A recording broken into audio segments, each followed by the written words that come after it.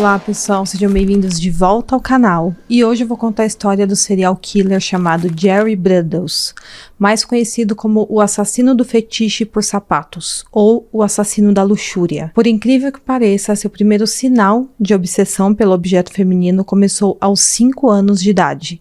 E por causa disso, ele foi severamente punido pela sua mãe, uma mulher bastante rígida. Mas antes de você continuar ouvindo esse caso, vou pedir para você não se esquecer de deixar um like aqui no meu vídeo, de se inscrever no meu canal, porque dessa forma você me apoia na criação de novos casos para trazer aqui para vocês. Me siga nas minhas redes sociais que vão estar aqui na tela, fiquem comigo até o final do vídeo e bora pro caso de hoje.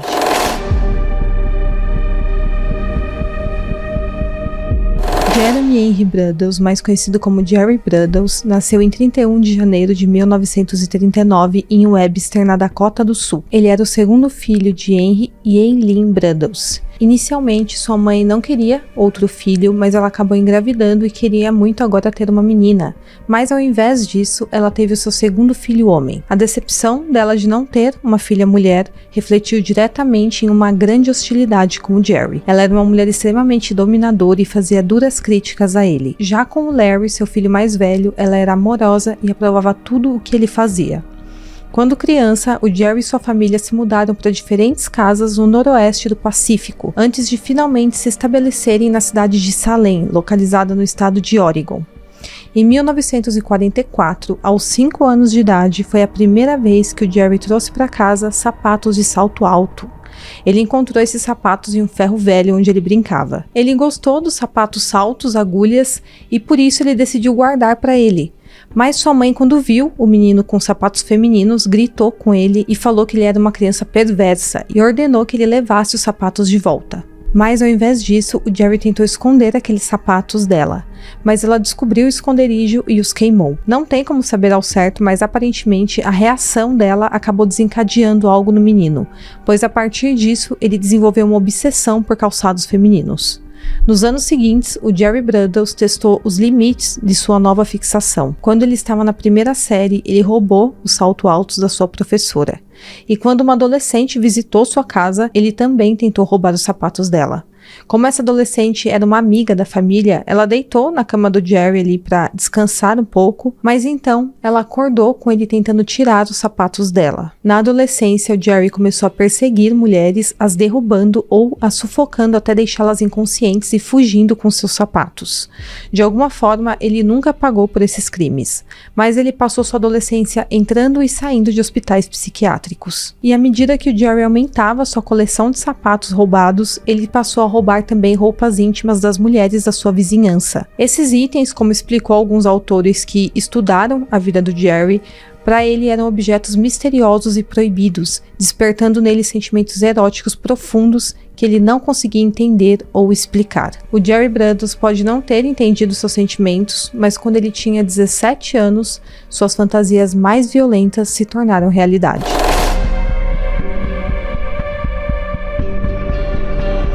Em 1956, o Jerry atacou uma mulher pela primeira vez.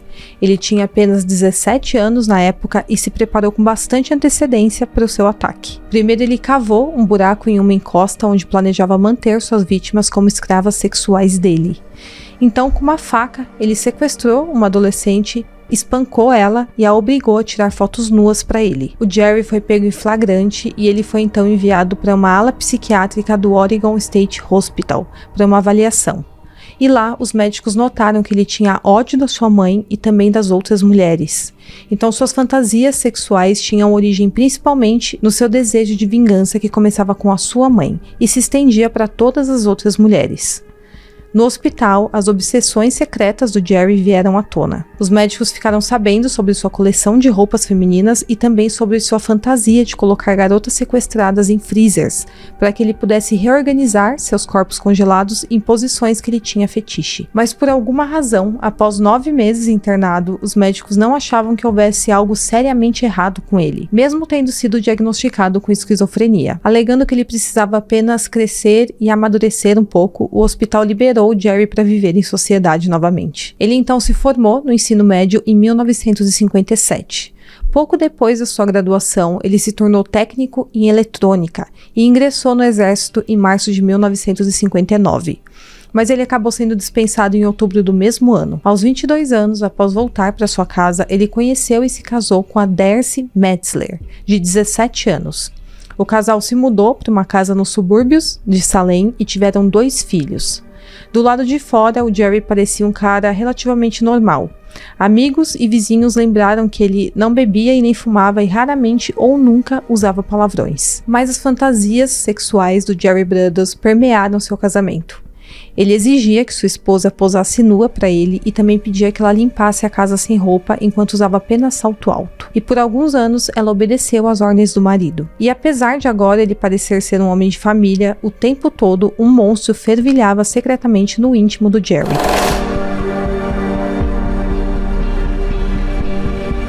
Após alguns anos de casado, o relacionamento da Darcy e do Jerry ficou tenso.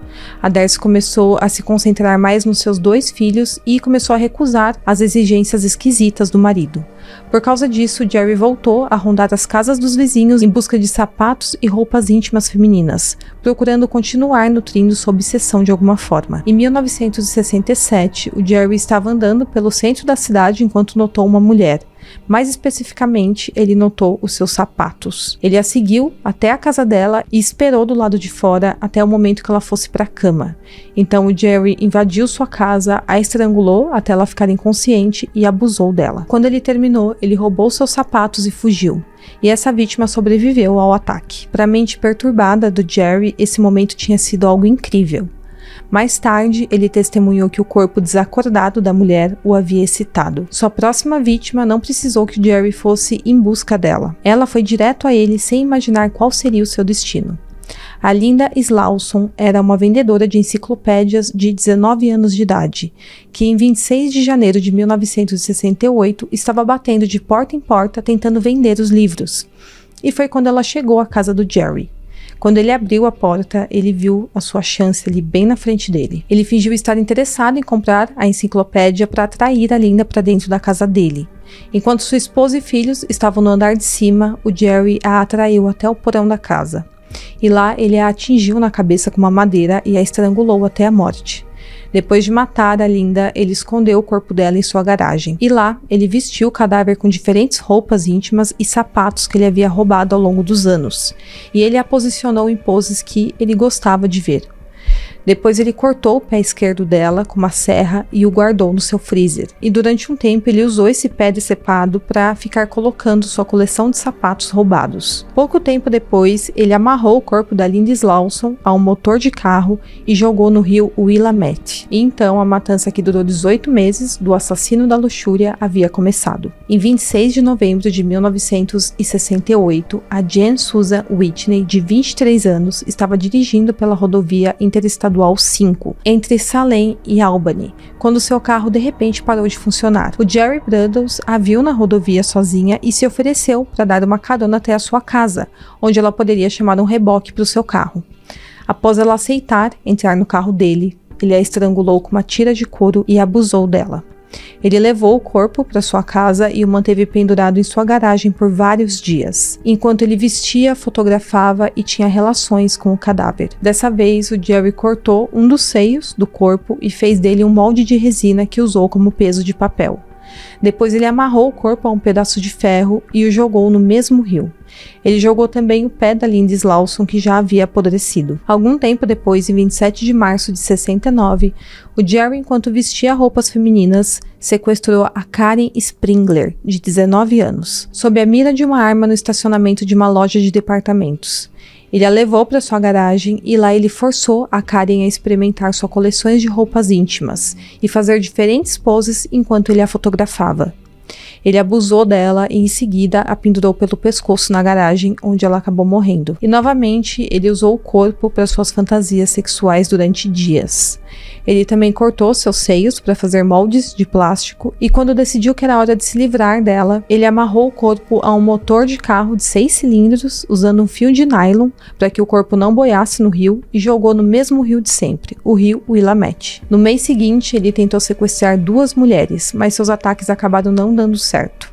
Até que em 23 de abril, ele conseguiu uma nova vítima. Dessa vez, a Linda Sally, de 23 anos. Ela foi sequestrada enquanto estava no estacionamento de um shopping. Ele a forçou a entrar em seu carro e a levou para sua garagem, onde ele repetiu todas as suas atrocidades. Ele decidiu não cortar os seios dela porque eles eram muito rosados, e em vez disso ele aplicou uma corrente elétrica ao corpo depois que ela já havia morrido, na tentativa de ver o corpo se mexer, mas essa tentativa acabou não dando muito certo. Depois ele amarrou o corpo a uma transmissão de um carro com uma corda de nylon e jogou novamente no rio Willamette. Enquanto isso, o Jerry colecionava troféus das suas vítimas, que ele guardava lá na sua garagem. Para evitar que sua esposa descobrisse suas atrocidades, ele a proibiu de entrar nessa parte da casa sem a sua permissão. Ele instalou o interfone na garagem para que toda vez que sua esposa quisesse falar com ele, o chamasse pelo interfone. E o Jerry era tão perturbado que muitas vezes, depois de cometer os crimes, ele se vestia de mulher, colocava salto alto e ficava na sua garagem realizando seus fetiches. Algumas semanas depois do assassinato da Linda Sally, em maio de 69, seu corpo foi encontrado por um pescador no rio Longton, amarrado a uma peça de carro. Esse pescador imediatamente chamou a polícia e foi ordenado que o rio seria vasculhado. E então os investigadores encontraram outro corpo de uma mulher também amarrada a uma peça de carro, e essa mulher era Karen Springler. Ambos os corpos haviam sido severamente mutilados, amarrados em objetos pesados e jogados no mesmo rio. Então a polícia logo de cara entendeu que estava lidando com um serial killer. A polícia começou a investigação perguntando a alunas do campus da Oregon State University sobre homens suspeitos que elas haviam visto na região. Os investigadores foram informados através das alunas sobre um tal veterano do Vietnã, que ligava com frequência para algumas jovens tentando marcar um encontro. Uma das alunas disse à polícia que esse homem havia convidado para uma sessão de fotos e quando ela recusou, ele a teria ameaçado dizendo que ela iria acabar no fundo do rio com outros corpos. E ele fez uma sugestão perturbadora sobre como poderia estrangular. E esse homem era o Jerry Bruddles. A polícia pediu a uma dessas meninas que marcasse um encontro com o Jerry assim que ele ligasse novamente.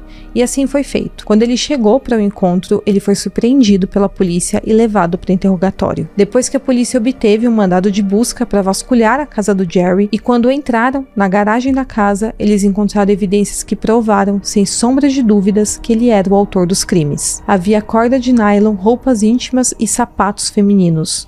Tinha fotos das mulheres mortas e o mais terrível de tudo, os troféus que ele havia guardado dos seus crimes, que eram partes dos corpos das suas vítimas. Em algum momento, durante o interrogatório com a polícia, o Jerry confessou todos os 4 assassinatos, bem como outras tentativas de sequestro e agressões anteriores. Em 28 de junho de 69, o Jerry Bruddles se declarou culpado dos assassinatos da Jan Susan Whitney, Karen Springler e Linda Sally, e condenado a 3 sentenças consecutivas de prisão perpétua na penitenciária do estado de Oregon. Apesar de ter confessado o assassinato da Linda Lawson, sua primeira vítima fatal, ele escapou da condenação porque o corpo dela nunca foi encontrado, e ele também não havia tirado fotos do cadáver dela. Já o corpo da Jan Susan Whitney foi encontrado no rio 1 mês após a sua condenação, e estava a cerca de 1 quilômetro de onde ele disse que havia a jogado. Enquanto esteve preso, o Jerry tinha pilhas de catálogos de sapatos femininos em sua cela. Ele escreveu cartas para grandes empresas solicitando esses catálogos e afirmando que eram seus substitutos para a pornografia.